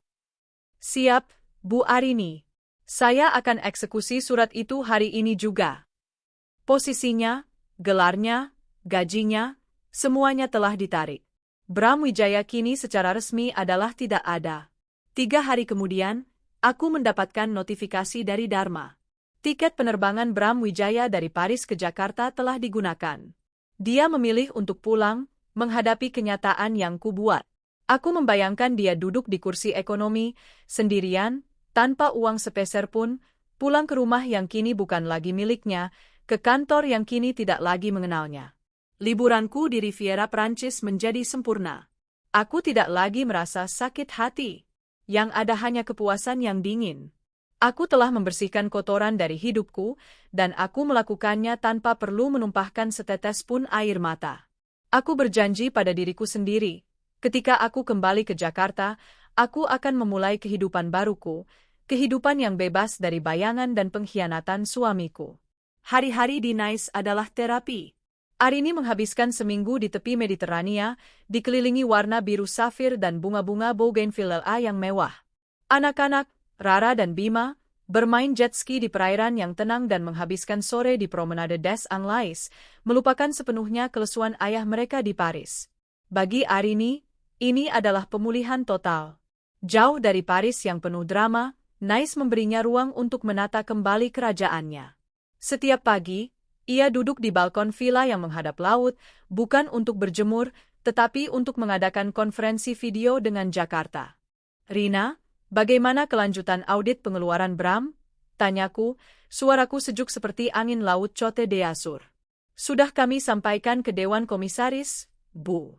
Kasusnya sudah jelas, penyalahgunaan dana RND untuk pembelian aset pribadi atas nama pihak ketiga. Surat penangguhan tanpa batas waktu sudah dikirim ke alamat rumah. Aksesnya ke sistem sudah dicabut total, lapor Rina. Bagus. Dan status rumah Pondok Indah? Sudah aman, Bu. Kami menyelesaikannya dengan perusahaan pinjaman. Status kepemilikan kini 100% di tangan Anda. Tuan Bram tidak lagi memiliki hak hukum atas properti itu.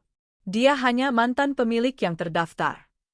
Aku mematikan panggilan, merasakan gelombang kepuasan. Aku telah mencabut akar Bram dari semua yang ia anggap miliknya. Sementara aku menikmati ketenangan Nice, Bram berada dalam neraka penerbangan ekonomi selama 12 jam. Penerbangan itu adalah hukuman yang sempurna. Dia, yang selalu terbang first class, kini terjepit di antara 2 penumpang asing, kakinya pegal, dan bantal lehernya terasa seperti batu. Ratusan euro yang kuberikan padanya habis di Paris untuk makanan cepat saji yang murah dan biaya tak terduga lainnya. Dia tidak terbiasa dengan konsep anggaran. Selama penerbangan, dia hanya minum air mineral dan berpura-pura tidur untuk menghindari tatapan dan layanan makanan maskapai. Mentalnya berputar-putar. Dia tidak memikirkan pengkhianatannya, dia memikirkan kehilangannya. Bella. Dia harus menyelamatkan Bella. Tapi bagaimana? Rumah. Bagaimana dia akan menjelaskan kepada Rina bahwa dia tidak punya tempat tinggal? Ketika pesawat mendarat di Bandara Soekarno-Hatta, Jakarta, malam hari, Bram merasa seperti baru saja dipukuli. Dia berjalan keluar dari pintu kedatangan dengan koper mahalnya yang tampak tidak serasi dengan wajahnya yang kuyu.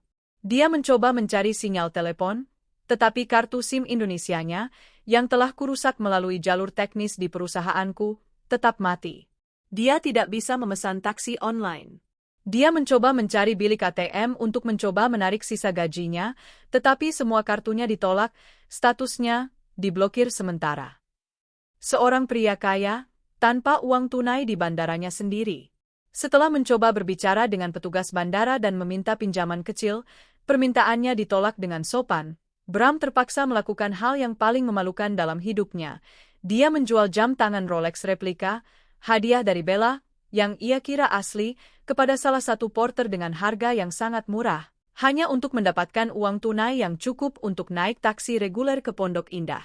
Perjalanan itu terasa seperti perjalanan terakhir menuju jurang.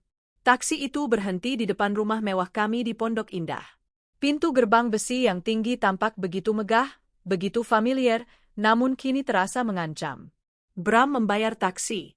Dia menghela napas, berusaha merapikan kemejanya yang kusut.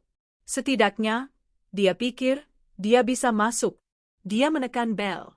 Tak ada jawaban. Dia memasukkan kode aksesnya ke gerbang. Beep. Kode ditolak. Dia mencoba lagi, dengan panik. Kode itu selalu sama selama 10 tahun. Tiba-tiba, lampu beranda menyala. Muncul Pak Kardi, satpam rumah kami yang sudah tua. Pak Kardi mengenali Bram, tetapi wajahnya tidak menunjukkan kegembiraan atau sapaan hangat. Selamat malam, Pak Bram, sapa Pak Kardi, suaranya formal dan dingin. Malam, Pak Kardi. Kenapa kodenya tidak bisa? Cepat buka gerbangnya. Saya lelah. Mohon maaf, Pak. Kode sudah diganti atas perintah Ibu Arini sejak 3 hari lalu. Ganti? Kenapa kamu tidak memberitahuku? Ibu bilang, hanya beliau, anak-anak, dan saya yang memiliki kode baru. Dan mohon maaf, Pak, saya tidak bisa membukakan pintu untuk Bapak. Bram menatapnya, tidak percaya. Maksudmu kau tidak akan membiarkan aku masuk ke rumahku sendiri? Ini bukan lagi rumah Bapak, Pak Bram, kata Pak Kardi pelan, menyerahkan sebuah amplop. Ibu Arini berpesan, tolong baca surat ini. Dan Ibu berpesan, Bapak tidak diizinkan masuk ke properti ini. Bram merobek amplop itu. Isinya adalah salinan legal dari akta jual beli baru yang menunjukkan Arini Wijaya sebagai pemilik tunggal dan sebuah surat dari pengacara yang menyatakan bahwa Bramantio memiliki waktu 24 jam untuk mengambil barang-barang pribadinya dari gudang penyimpanan yang sudah disiapkan. Dia sekarang adalah orang asing di depan rumahnya sendiri. Marah yang absolut meletus dalam dirinya. Dia menggebrak gerbang besi itu dengan tinjunya, menyakiti dirinya sendiri. Arini, teriaknya. Namun, teriakannya hanya disambut oleh keheningan jalanan yang sepi. Tidak punya pilihan, dan hanya memiliki uang tunai sisa dari jam tangan replikanya, Bram memutuskan pergi ke kantor. Kantornya. Setidaknya di sana ia masih punya posisi, dan mungkin, tempat untuk tidur. Dia naik taksi lagi, kali ini ke gedung pencakar Langit Wijaya Group di kawasan SCBD. Pukul 23, lobi kantor masih terang benderang. Petugas keamanan di meja depan melihatnya datang, dan ekspresi di wajah mereka sama dengan Pak Kardi, formal, kaku, tanpa hormat. Selamat malam, Pak Bram. Anda tidak ada di jadwal akses. Saya direktur pengembangan bisnis di sini. Saya tidak butuh jadwal. Biarkan saya naik, geram Bram, mencoba berjalan melewati meja resepsionis. Tiba-tiba, Dharma, yang mengenakan jas rapi, muncul dari bayangan. Dia sekarang adalah kepala keamanan, diangkat langsung oleh Arini. "Selamat malam, Tuan Bramantio," kata Dharma, nadanya profesional, tetapi ada kilatan kemenangan di matanya. "Saya minta maaf. Akses Anda telah dicabut. Anda di bawah penangguhan. Saya memiliki instruksi untuk tidak mengizinkan Anda melangkah lebih jauh dari lobi." "Penangguhan?" Bram merasa dunia berputar. "Aku direktur. Aku berhak atas kantorku." Dharma hanya mengangkat bahu. "Silakan baca surat elektronik dari HRD dan legal, Tuan. Jika Anda bersikeras, saya akan terpaksa memanggil polisi untuk pelanggaran batas wilayah." Bram menyadari ini adalah akhir.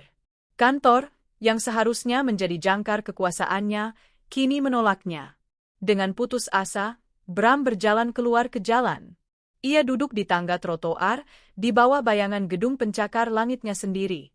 Mantan direktur yang kini menjadi gelandangan. Saat ia duduk di sana, ponselnya yang hanya terhubung ke Wi-Fi terbuka menunjukkan pesan. Itu dari Dharma. Dharma mengiriminya satu lampiran foto. Foto Bella. Bella Anindita, di daerah Taksim, Istanbul. Rambutnya berantakan, pakaiannya kotor, dia sedang tidur di bangku taman, kepalanya ditutupi koran. Di bawah foto itu, ada teks dari Dharma. "Laporan terbaru dari Istanbul, Nona Bella Anindita terpaksa menjadi tunawisma. Paspornya disita oleh hotel. Dia mencoba menghubungi KBRI, tetapi tidak memiliki uang untuk biaya dokumen. Dia tidak punya rumah untuk kembali. Dia adalah gembel di negara asing." Bram menatap foto itu, air matanya kering karena syok. Dia tidak lagi memiliki Bella untuk diselamatkan. Dia tidak lagi memiliki Bella untuk disalahkan. Keduanya berada di jurang yang sama, di benua yang berbeda. "Arini?" desis Bram, menggemakan nama itu. Itu bukan lagi teriakan amarah. Itu adalah gumaman kekalahan total. "Aku, Dinais, menerima laporan Dharma yang lebih detail. Dharma, Tuan Bramantio sekarang menjadi tunawisma di depan kantor. Dia hancur. Saya juga sudah mengutus tim untuk memantau keberadaan Bella di Taksim. Kami tidak akan membiarkannya mati kelaparan, Bu. Kami hanya akan memastikan dia tidak bisa mendapatkan uang dan pulang dengan mudah." Aku tersenyum, menyesap kopi. Liburan hampir selesai. Kehidupan Bram dan Bella, di sisi lain, baru saja dimulai. Mereka kini berbagi nasib yang sama, terperangkap, dimiskinkan, dan tanpa daya. Balas dendamku telah mencapai kesempurnaan. Aku bisa pulang dengan kepala tegak, siap menghadapi babak perceraian. Setelah 1 minggu penuh di Nice, Arini siap untuk kembali ke Jakarta. Liburannya telah memberinya kedamaian dan keteguhan hati. Rara dan Bima sudah puas, lelah, dan penuh cerita tentang pantai berpasir dan ombak Mediterania. Di Bandara Nice Cote d'Azur, Arini dan anak-anak duduk di lounge eksklusif, menunggu penerbangan first class mereka kembali ke Indonesia.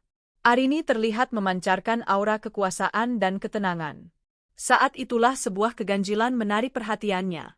Di luar lounge, di area tempat duduk umum yang ramai, ada sosok yang tampak begitu lusuh dan asing, namun sangat familiar. Itu Bram. Wajahnya yang dulu selalu rapi kini dipenuhi cambang tipis dan kelelahan. Jas mahalnya yang tersisa sudah kusut dan bernoda. Matanya cekung. Dia terlihat seperti seorang gelandangan yang entah bagaimana berhasil menyusup ke area bandara. Arini terkejut. Bram seharusnya sudah berada di Jakarta, menghadapi kenyataan pahitnya. Bagaimana dia bisa kembali? Rupanya, Bram, setelah menghabiskan 2 hari di jalanan Jakarta tanpa akses, berhasil menjual koper mahalnya, isinya dia tinggalkan di gudang, dan cincin kawinnya kepada seorang pedagang loak dengan harga yang sangat rendah.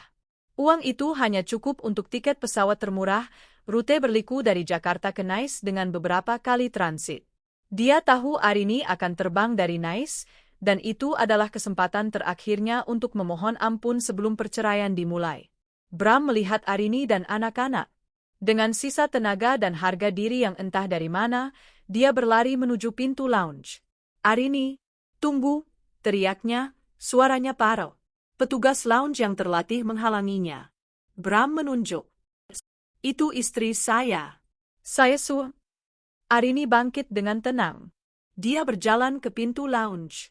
Dia suamiku, katanya kepada petugas, yang kemudian mengangguk dan mengizinkan Bram masuk.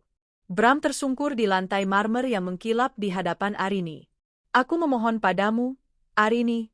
Aku tahu aku salah. Aku hancur. Aku tidak punya apa-apa. Rumah, kantor, semua hilang. Tolong, aku mohon, berikan aku uang kembali ke Jakarta. Aku tidak punya tiket pulang lagi. Aku hanya punya uang receh. Rara dan Bima menatap keheranan. Ayah kenapa? Tanya Rara. Ayah hanya terlalu rindu Mama. Sayang. Jadi ayah menyusul kita ke sini? Jawab Arini, suaranya tetap datar. Arini menatap Bram, yang kini memegang kakinya. Kamu memohon padaku? Setelah semua yang kamu lakukan? Setelah kamu menghabiskan jutaan dolar untuk wanita itu? Bella, Dia juga hancur, Arini. dia gembel di Istanbul.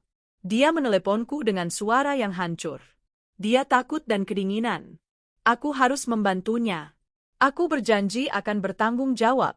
Aku harus membelikannya tiket pulang, Arini, atau dia akan ditahan. Bram merintih, air mata keputusasaan membasahi pipinya. Tanggung jawab? Itu adalah kata yang terlambat kamu ucapkan, Bram. Arini mengambil tiket penerbangan Bram yang sudah hangus di Jakarta, yang entah bagaimana ia bawa. Aku memberimu tiket pulang, dan kamu memilih untuk datang ke sini, membuang sisa uangmu hanya untuk memohon belas kasihan. Arini mengeluarkan dompetnya. Dia mengeluarkan selembar euro 50. Ini, katanya, ambil. Belikan dirimu makan dan telepon. Pesawatku akan terbang sebentar lagi.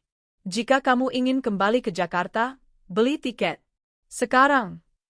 Dia meletakkan uang itu di dada Bram, berbalik, dan mulai berjalan menuju gerbang.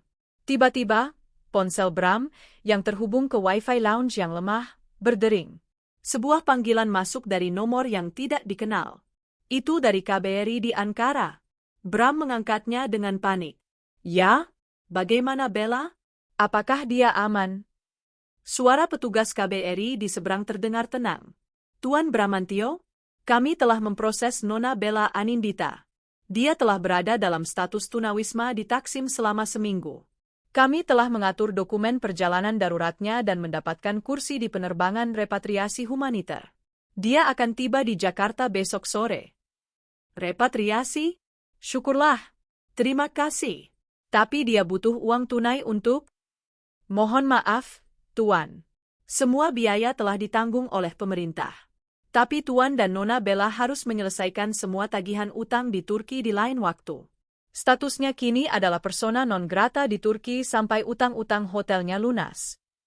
Bram menutup telepon, merasa lega dan ngeri pada saat yang sama. Bella akan pulang. Dia akan diselamatkan.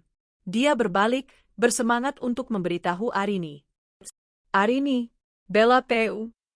Kling, suara pengumuman di gerbang berbunyi, panggilan terakhir untuk penerbangan ke Jakarta. Gerbang akan ditutup dalam 5 menit. Arini, Rara, dan Bima sudah berada di lorong masuk pesawat. Arini menoleh sekali ke belakang, melihat Bram yang masih memegang ponselnya, wajahnya yang kuyu menunjukkan campuran lega dan kekalutan. Bram, panggil Arini. Pesawat akan terbang. Jika kamu mau naik, sekarang. Bram terpaku.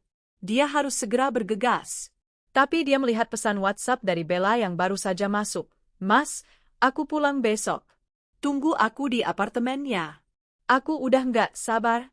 Dia harus memberitahu Bella bahwa apartemennya sudah disegel. Dia harus menemukan tempat berteduh. Aku harus menyelesaikan telepon penting. Arini, tunggu aku. Aku janji sebentar, teriak Bram. Arini tidak menunggu. Dia hanya menoleh ke depan, tersenyum pada pramugari, dan melangkah masuk ke dalam pesawat. Gerbang ditutup. Bram berlari ke gerbang, menggedornya dengan panik. Buka, saya suaminya. Saya harus naik. Pramugari di gerbang menggeleng sopan. Maaf, Tuan. Anda terlambat. Pesawat sudah mendorong mundur. Bram melihat ke kaca jendela. Pesawat yang membawa istri dan anak-anaknya, serta satu-satunya kunci untuk mendapatkan kembali kekayaannya, perlahan bergerak menjauh dari gerbang, menuju landasan pacu. Dia telah tertinggal. Sendirian. Di Bandara Nice, tanpa tiket pulang, tanpa uang tunai, hanya selembar euro 50, dan dengan koper mahalnya sudah dijual. Bram ambruk ke lantai bandara, menangis histeris. Dia bukan lagi direktur pengembangan bisnis Wijaya Group. Dia kini adalah tunawisma internasional. Dia dikhianati oleh istri dan anak-anaknya, dan ditinggalkan dalam kekalahan total. 12 jam kemudian, Bella Anindita mendarat di Bandara Soekarno-Hatta. Wajahnya pucat, rambutnya berantakan, dan dia hanya mengenakan pakaian yang sama dengan yang ia pakai seminggu lalu. Tas tangannya yang mahal kini kosong. Dia dibawa oleh petugas KBRI melalui jalur khusus. Dia mengharapkan karpet merah, atau setidaknya, Bram yang berlari memeluknya, memegang kartu kredit platinum, dan membawanya kembali ke apartemen mewah. Sebaliknya, dia hanya mendapatkan bus ke terminal umum.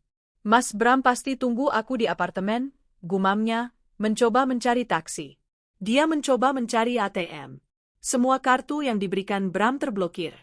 Bella akhirnya naik taksi menuju Azur Kuningan. Setibanya di sana, dia disambut oleh segel Wijaya Group di pintu unit 2701, dan seorang petugas keamanan yang tersenyum. Mohon maaf, Nona. Unit ini disegel atas perintah pengadilan. Semua properti Anda ada di gudang penyimpanan. Hati Bella mencelos. Dia menghubungi Bram, tetapi ponsel Bram sudah mati, kehabisan baterai setelah dia ditinggalkan di Bandara Nice. Dengan sisa uang recehnya, Bella naik taksi lagi, menuju Pondok Indah, ke rumah yang dia tahu milik rajanya. Di gerbang Pondok Indah, dia disambut oleh Pak Kardi. Selamat malam, Nona. Ada yang bisa saya bantu? Saya Bella. Saya mau masuk. Saya ingin bertemu Tuan Bramantio. Pak Kardi menggeleng. Mohon maaf, Nona. Tuan Bramantio sudah tidak tinggal di sini. Dan Ibu Arini berpesan, properti ini tertutup untuk semua pihak yang tidak memiliki kepentingan keluarga. Bella terhuyung mundur. Apartemen hilang. Bram tidak ada. Rumah tidak ada. Dia benar-benar tidak punya apa-apa. Pada saat yang sama, Bram di Nice telah diusir dari bandara karena mengganggu keamanan. Dia mendapati dirinya berjalan di trotoar yang dingin di luar Nice, mencoba menjual sepatu kulitnya untuk membeli makanan. Bella akhirnya hanya bisa tidur di bangku taman terdekat di Jakarta, memeluk dirinya sendiri. Bella di Jakarta, Bram di Nice. Keduanya adalah gembel, dipisahkan oleh benua dan dihancurkan oleh kekejaman yang sama, Arini Wijaya. Aku, di pesawat, menyesap sampanye, melihat cahaya Jakarta yang mendekat. Aku telah memenangkan perang. Sekarang saatnya untuk menata kehidupan baru. Pesawat yang membawa Arini dan anak-anak mendarat mulus di Bandara Soekarno-Hatta. Meskipun lelah setelah penerbangan panjang, Arini tidak menunjukkan kelelahan. Dia memancarkan energi yang mematikan. Rara dan Bima disambut oleh Pak Kardi dan beberapa staf terpercaya, termasuk Rina, kepala keuangan yang kini menjabat sebagai wakil CEO sementara. Arini hanya mengangguk singkat, pandangannya langsung tertuju pada Rina. Rina, siapkan pertemuan Dewan Komisaris jam 8 pagi ini. Aku ingin semua laporan audit Bram disajikan. Dan pastikan surat pemecatan final sudah disiapkan, bukan penangguhan, perintahku, suaraku sejelas kristal. Siap, Bu Arini. Semuanya sudah diatur, jawab Rina, matanya menunjukkan kekaguman yang tersembunyi. Saat mobil Bentley yang menjemput kami melaju menuju Pondok Indah, Arini mengabaikan kemewahan di sekitarnya. Fokusnya adalah membersihkan setiap jejak Bram dari hidupnya. Bu Arini, kata Pak Kardi dari kursi depan, Tuan Bramantio datang tadi malam, diantar taksi. Dia mencoba masuk rumah dan sempat menggedor gerbang. Dia tidur di bangku dekat pos satpam selama 2 jam, lalu pergi. Arini hanya mendengus. Biarkan saja. Dia bukan urusan kita lagi. Pastikan pengamanan ditingkatkan. Tidak ada seorang pun yang tidak kuizinkan boleh masuk, termasuk dia. Setibanya di rumah, suasana terasa baru. Semua barang pribadi Bram, yang telah diambil dari gudang penyimpanan sesuai surat pengacara, kini telah ditempatkan di sebuah kontainer sewaan di luar gerbang, siap diambil oleh kurir. Rumah itu terasa lebih ringan, lebih bersih, bebas dari aura pengkhianatan. Sementara Arini langsung tenggelam dalam rapat darurat dengan timnya, Bram sedang mengalami mimpi buruk terburuknya di jalanan Jakarta. Setelah ditinggalkan di Nice, Bram menggunakan Euro 50 yang diberikan Arini untuk membeli tiket bus jarak jauh, serangkaian penerbangan low cost dari Nice ke Turki, lalu transit berjam-jam, hingga akhirnya tiba di Jakarta 2 hari setelah Arini. Dia tiba dengan wajah lebih kuyu, pakaian yang bau, dan hanya memegang ranselnya yang tersisa. Dia tahu Bella sudah kembali ke Jakarta. Satu-satunya tujuannya adalah menemukan Bella. Dia berpikir, meskipun hancur, setidaknya mereka masih memiliki cinta sejati, dan Bella akan menghiburnya. Dia berjalan kaki dari terminal umum ke pusat kota, menghindari taksi karena dia hanya memiliki sekitar Rp50.000 sisa di sakunya. Pagi menjelang siang, dia tiba di Azur Kuningan. Segel Wijaya Group di pintu unit 2701 seolah menertawainya. Dia mencoba menghubungi Bella dengan ponselnya yang ia isi daya sebentar di bandara, tetapi telepon Bella tidak aktif, pasti kehabisan baterai karena ia menjadi tunawisma. Putus asa, Bram mulai berjalan menyusuri jalanan, mencari taman-taman di sekitar Kuningan. Dia yakin Bella akan berada di area yang dia kenal. Saat melintasi sebuah taman kecil yang teduh di dekat jalur busway, dia melihatnya. Seorang wanita sedang tidur meringkuk di bangku taman, kepalanya ditutupi tas belanja lusuh sebagai pelindung dari sinar matahari Jakarta. Pakaiannya kotor dan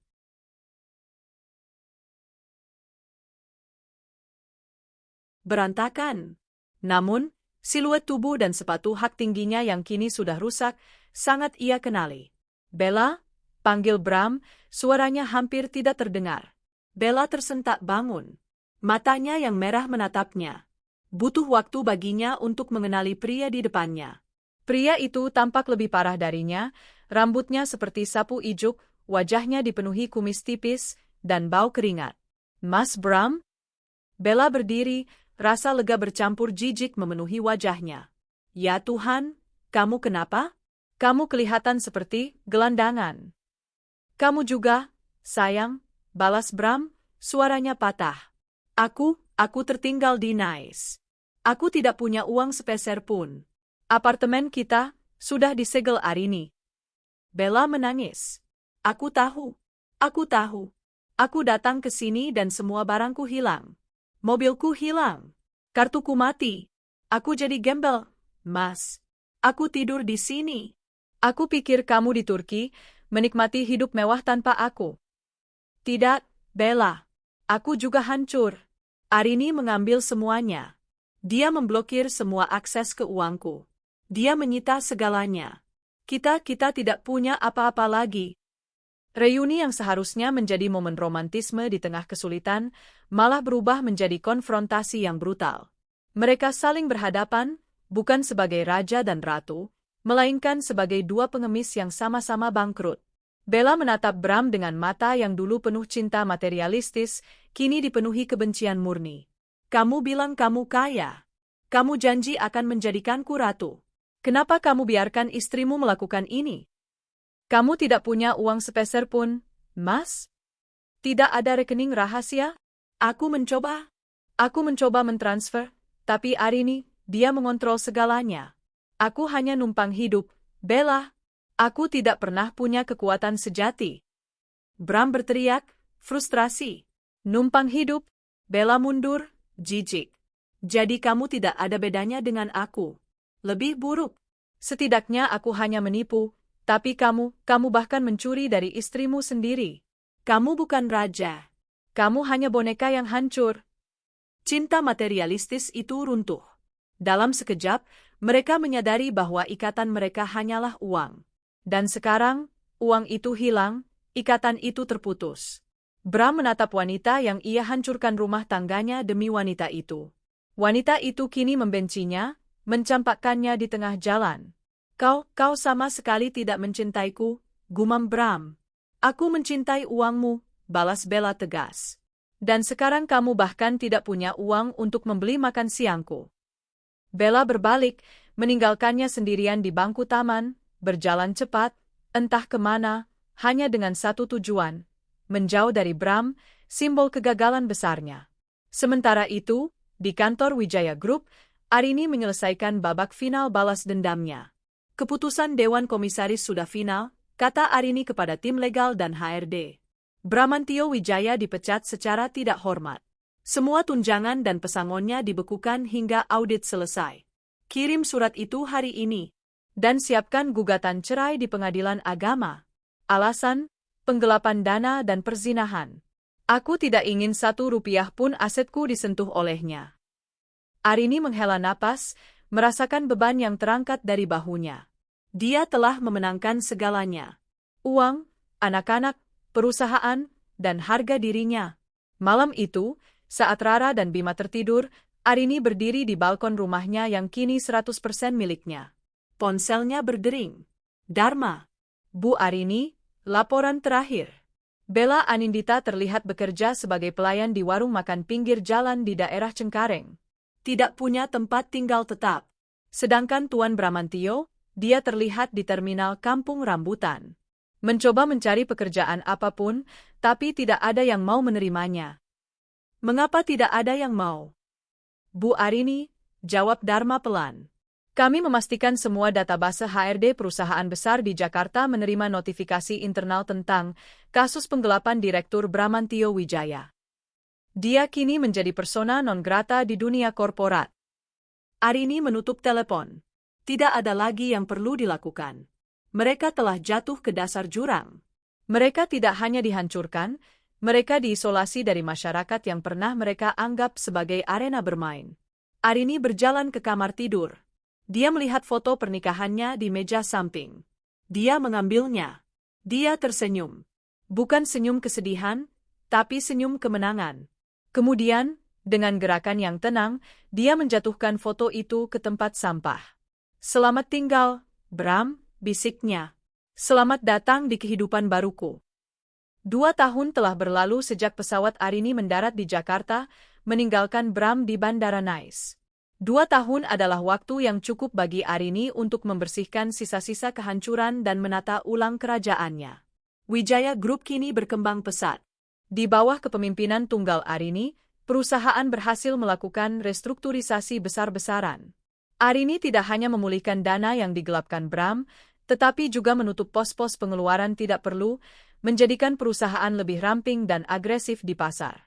Rina telah diangkat sebagai CEO operasional, dan Dharma kini menjadi Chief Security Officer yang mengendalikan semua keamanan fisik dan siber, memastikan tidak ada lagi pengkhianatan dari dalam. Kehidupan Arini pribadi benar-benar mengalami reset total. Perceraian berjalan cepat dan brutal bagi Bram. Gugatan cerai diajukan atas dasar perzinahan dan penggelapan dana perusahaan. Bukti yang diajukan Arini sangat solid. Laporan audit terperinci, akta apartemen di Kuningan atas nama Bram, dan kesaksian Bella yang terpaksa dibawa pulang oleh KBRI sebagai tunawisma. Bram, tanpa uang untuk membayar pengacara yang kompeten, dan tanpa reputasi, setelah Arini memastikan namanya masuk daftar hitam korporat, hanya bisa menerima kekalahannya. Pengadilan mengabulkan permohonan cerai Arini, memberinya hak asuh penuh atas anak-anak, dan memerintahkan Bram untuk membayar ganti rugi atas dana perusahaan yang ia gelapkan. Tentu saja, Bram tidak punya apa-apa untuk membayar, jadi utang itu akan mengikatnya seumur hidup. Sementara Arini menikmati kedamaian dan kekuasaan barunya, kehidupan Bram dan Bella berada di titik terendah. Setelah persidangan, Bella Anindita sepenuhnya menyalahkan Bram. Dia kembali ke bangku taman, tempat dia pertama kali bertemu Bram setelah kepulangannya dari Istanbul. Namun, kini, dia tidak lagi bisa menjadi pelayan di warung makan Cengkareng karena tempat itu bangkrut. Bella, si selebgram yang dulunya angkuh, kini benar-benar menjadi gembel. Wajahnya yang dulu terawat kini kusam, rambutnya acak-acakan.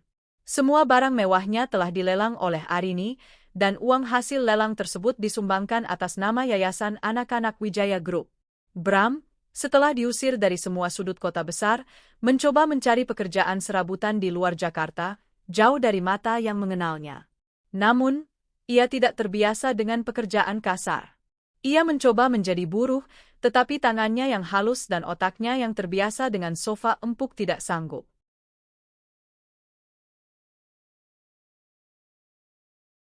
Suatu sore yang dingin, di sebuah terminal bus antar kota, Dharma mengirimkan foto terakhir kepada Arini. Foto itu adalah Bram. Ia tampak sedang tidur meringkuk di bangku kayu yang keras, dengan tas ransel lusuh sebagai bantal. Di sisi lain, ada foto Bella yang sedang memungut sampah sisa makanan di gerobak pedagang. Mereka telah dipisahkan oleh jarak, tetapi disatukan oleh nasib yang sama, kehinaan dan kemiskinan total, hasil dari keserakahan dan pengkhianatan mereka. Aku melihat foto-foto itu di layar laptop, tidak ada lagi kemarahan. Yang ada hanya rasa kasihan yang hambar, bercampur dengan kepuasan yang dingin. Aku telah menepati janjiku, membalas dengan elegan, tetapi menghancurkan sedalam-dalamnya. Mereka tidak hanya bangkrut, mereka menjadi simbol kegagalan moral dan finansial. Bella sempat mencoba menghubungi Arini, memohon belas kasihan. Bu Arini, tolong. Saya mohon, kembalikan uang saya sedikit saja. Saya akan melakukan apa saja, katanya dalam pesan WhatsApp yang dikirimnya dari ponsel umum. Arini membalas dengan satu kalimat dingin, semua barang dan uang yang kamu miliki adalah hasil mencuri dari anak-anakku. Aku tidak punya apa-apa lagi untukmu. Pergilah dan cari pekerjaan halal. Sejak itu, Bella menghilang dari radarku. Bram juga. Mereka menjadi bagian dari statistik orang-orang yang tersesat di kota besar. Sementara itu, Arini dan anak-anak hidup dalam kebahagiaan sejati. Rara dan Bima tidak pernah bertanya tentang ayah mereka lagi. Mereka hanya tahu ayah sedang bertugas di luar negeri tanpa batas waktu. Arini mengganti peran ayah mereka, menghabiskan lebih banyak waktu berkualitas, mengajari Bima strategi bisnis, dan membantu Rara melukis. Mama, kata Bima suatu malam, saat mereka melihat bintang dari balkon rumah yang kini terasa hangat dan damai. Mama hebat sekali. Dulu, Mama sibuk, tapi sekarang Mama selalu ada di sini. Air mata Arini menetes. Itu adalah pengakuan yang ia butuhkan. Kekuatan sesungguhnya bukanlah memimpin Wijaya Group, tetapi menjaga jiwa anak-anaknya. Mama akan selalu ada di sini, sayang, bisikku. Arini tidak lagi mencari cinta baru.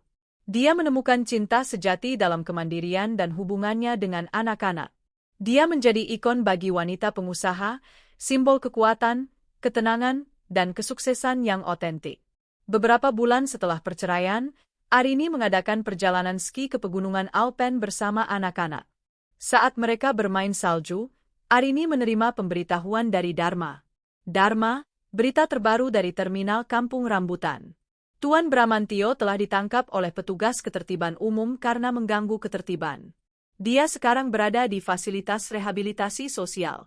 Arini menatap ponselnya, lalu mengangkat pandangannya ke atas. Di depannya, Rara dan Bima tertawa gembira, wajah mereka merona merah karena dingin. Langitnya biru.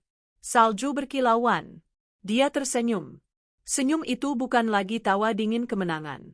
Itu adalah senyum kebebasan, senyum wanita yang telah membersihkan hidupnya dari racun dan siap untuk memulai babak baru yang cemerlang. Dia mematikan ponselnya dan membuangnya ke salju. Ayo, anak-anak, seru Arini, suaranya dipenuhi semangat. Mama akan mengajari kalian trik baru. Arini, penguasa kerajaan, telah menemukan harta karun terbesarnya, keluarga yang utuh, perusahaan yang kuat, dan hati yang tenang. Dongeng busuk telah berakhir.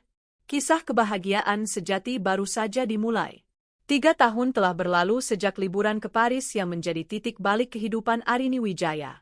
Hari itu, suasana ballroom mewah di salah satu hotel bintang 7 di Jakarta dipenuhi tepuk tangan. Arini, yang kini berusia awal 40-an, berdiri di atas panggung, menerima penghargaan sebagai CEO of the Year untuk kawasan Asia Tenggara.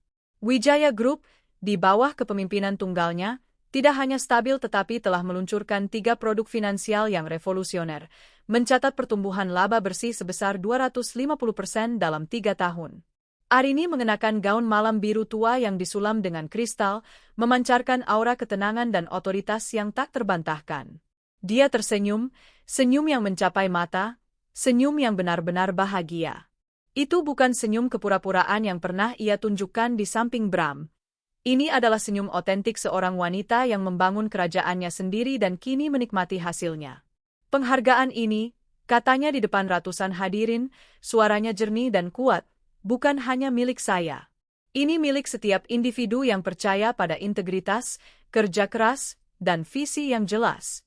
Dan yang terpenting, ini didedikasikan untuk dua matahari dalam hidup saya, Rara dan Bima. Tepuk tangan kembali membahana. Rara, kini remaja cantik berusia 11 tahun, dan Bima, mahasiswa baru yang mengambil jurusan bisnis di universitas ternama, tersenyum bangga dari meja VIP. Kehidupan mereka adalah bukti kemenangan Arini. Mereka tumbuh menjadi anak-anak yang mandiri, cerdas, dan tidak pernah lagi menyebut nama ayah mereka. Mereka tahu, mama mereka adalah pahlawan yang nyata. Setelah acara selesai, saat Arini sedang menikmati sampanye dengan Rina dan Dharma, Dharma membisikkan sesuatu di telinganya. Bu Arini, saya mendapat laporan mingguan terbaru dari tim sosial. Apakah Anda ingin mendengarnya? Arini menyesap sampanyenya. Ia tahu Dharma mengacu pada laporan tentang nasib Bram dan Bella, laporan yang ia minta dikirimkan setiap 3 bulan sekali, bukan karena dendam, tetapi untuk memastikan bahwa mereka tidak akan pernah bangsur. Bicaralah, kata Arini. Dharma membuka tabletnya. Bella Anindita masih bekerja di warung makan pinggir jalan di Cengkareng. Gajinya hanya cukup untuk menyewa kamar kos kecil dan membeli makanan sehari-hari. Kami mendapat kabar, dia mencoba masuk ke dunia hiburan lagi, tetapi dengan riwayat paspor yang disita dan reputasi buruk yang kami sebarkan secara halus, tidak ada yang mau menyentuhnya. Dia benar-benar dicabut dari lingkungan sosial yang pernah ia nikmati.